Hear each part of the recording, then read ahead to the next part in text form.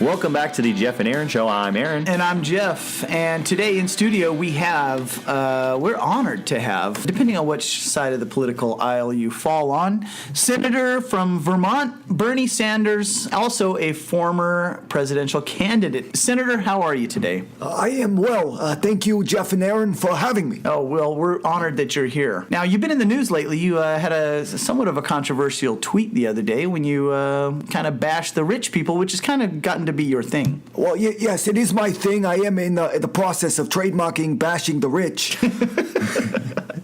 in order to get more money, but that's another story. Yeah, so I did want to clear the air, however. I recently tweeted, were you going to read the tweet? I guess you could read it. You tweeted, how many yachts do billionaires need? How many cars do they need? Give us a break. You can't have it all. So what did you mean by that? The top 1%. Yes. They have 90% of the wealth. Wow. Do you know what that means? That means we're all splitting 10% after that? That's exactly what it means, okay? And when I was a boy, the top 1%, they made about $10 an hour. And nowadays, they have billions and billions of dollars. That is not necessary. That was the point. Okay. Are you stating that there is a finite amount of wealth in the United States? That is exactly what I'm stating. It's like a piece of pie, Jeff. Okay. What kind of... Like in a big apple pie. Okay. No, that's too American. There's nothing special about America, so let's make it like a cherry pie. You got in some trouble here because it's been disclosed that you do have 3 houses yourself. Isn't this kind of contradicting your stand on wealth? No, it's not. Not at all. And you want to hear why? Yeah, we'd love to hear why, Bernie. We'd love to hear why, Bernie. Okay, so buying a house... In my ideal society, which I am working towards, buying a house is as easy as buying a loaf of bread, okay? We should have infinite purchasing power to buy houses. So I own 3 houses. I think it is a human right to own a house. Right. To own a house, but you own 3. So wouldn't that make you a rich guy? No. If it's an easy process like buying a loaf of bread, you have 3 loaves of bread. Nobody cares. Right. So it's like a loaf of bread. Everyone has a right to shelter and a decent living standard. I want to play devil's advocate. Okay, so... Do so, please. All right. It's also been reported that if you took the 1% of Americans and you confiscated all of their wealth, just took it all their property, everything, that would only amount to about $900 billion. So let's round it up to $1 trillion. Okay, there's the top 1% has control of $1 trillion. And I'm assuming you're in that group too. If you look at the federal budget for this year, the federal budget is upwards of $17 trillion just for this year. Needs to be higher. Okay, so what I'm saying is if you took all the money from the millionaires and billionaires, it would run the government for about 4 weeks. Look, we don't need to get into logistics of it. Okay. We just need to do it, and we will find out how it will work later. Okay. It's like when I go to a restaurant with family, I say, don't worry, who's paying the bill? The bill comes, I go to the bathroom, and it gets taken care of. College should be free. That's another thing, I'm big on. Right. I think college people say, who will pay for it? We need to do it, make it free, and then someone will pay for it. You go to the bathroom, it gets paid for. Let's go back a little bit to your growing up. Yes. What was it like when you grew up? I mean... many differences. Nowadays, I fight for the rights of labor workers. I did so when I was a kid as well. The automobile was invented. I fought for the rights of horses to keep their jobs. I was there marching on the streets with the horses. I said, these horses, they need food, they need water, they need to be able to buy goods for themselves. We need to preserve the horse and buggy. I drove a horse and buggy until 1972. Oh my gosh, wow. The closest thing I had to a black president when I was growing up was a corroding quarter.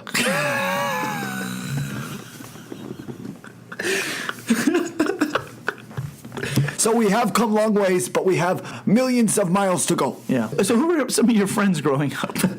Well, me and Isaac, we would go to the streets, play ball and play with the apple under the tree. Isaac? Sir Isaac Newton. You were friends with Sir Isaac Newton? Yeah, I was there when people were saying, oh, Isaac, you're so crazy. The earth is completely flat. What are you talking about? This gravity nonsense. These are the same people who are saying that global warming is a hoax.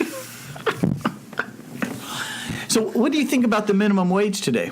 The minimum wage, it needs to be redone completely. Yeah. What would you advocate for as far as minimum wage? Great question. I advocate for infinite raising of the minimum wage. There's no reason to stop. I think the minimum wage should be 6 figures an hour. 6 figures an hour. Why stop at 10? Why would you stop at 10 or 15? Right. Because eventually we're going to need more money. Yeah. So I'm just trying to do the math here and use some logic. If I go to McDonald's and get a cheeseburger and everyone in McDonald's making 6 figures, how much is that burger going to cost me? Hey, you got to look at it this way, though. They got a lot of money. And there you go. Okay. Awesome. You need to say, does this sound good? If it sounds good, you got to do it. Right. Once you start thinking past the surface, you're a racist. No. Let's go back to your presidential campaign. We found out that clearly the DNC and Hillary Clinton torpedoed your candidate run. Well, you know, shit happens. And what did you think of Barack Obama? How do you rate his presidency? You know what? He was like a half socialist. You know, my ideal society is Venezuela. Sure, eggs are a little overpriced, but they got a lot of things for free, and I think it's going great for them.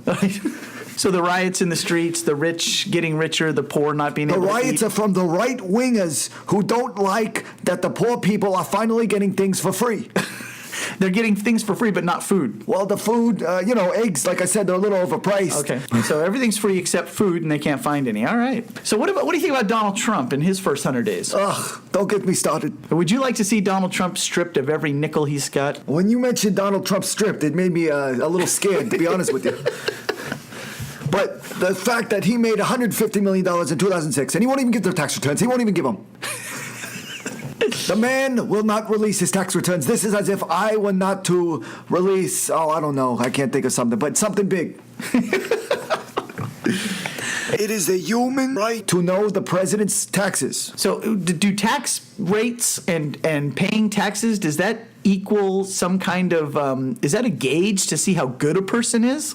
And he uses loopholes and deductions, and that's immoral, simply immoral. Right. Okay, so he should pay as the highest human, what would be the tax rate for Even you? though he paid a higher tax rate than me, he did. I'm going to come out with that. I paid about 12%, he paid 25%. But, however, 25% of 150 million is a lot less than 12% of what I made. Right. I can't argue with that logic. So are you going to donate those 2 houses to poor people in the name of socialism and communism? It's not an individual's job to take care of their neighbor. It must be the state. When do good things happen? When the state gives them things, like food stamps or welfare. These things are good. These help people, bring them out of poverty. Yes. Let me ask you this. Okay, Howard Dean recently stated that hate speech is not protected by the Constitution, by the First Amendment. Our show is pretty racy. It could be considered hate speech. Would you advocate shutting our show down? I actually think your show should be federally funded. I am not for hate speech, however. When you have a show that is a piece of art and you want to put it out there, you can't afford a microphone, you can't afford a computer, which, by the way, is apparently a new thing going around. The state needs to fund your right to get your ideas out there. I agree. Now, having said that, this show is very dark, and I don't support 99% of, you know what, the top 1% of our show. The top 1% of your show is what I can handle. The rest of it is garbage. But I am on the show to lift you up and bring you to a new level. Thank you. Yes, of course. Well, it's been a pleasure talking to you, and we wish you the best. Thank you. All right, thanks for joining us, Bernie. I'll let Jeff stick to asking the questions, but thanks for coming on. Yeah, he's a great guest. It's been a pleasure. He's a great guest. There you have it, folks. Bernie Sanders. When we come back, we'll wrap things up. The Jeff and Aaron Show. And Bernie, could you maybe tweet the podcast on your Twitter? Yes. That would really boost our views. I will take that into consideration. Thank you, Senator Bernie Sanders.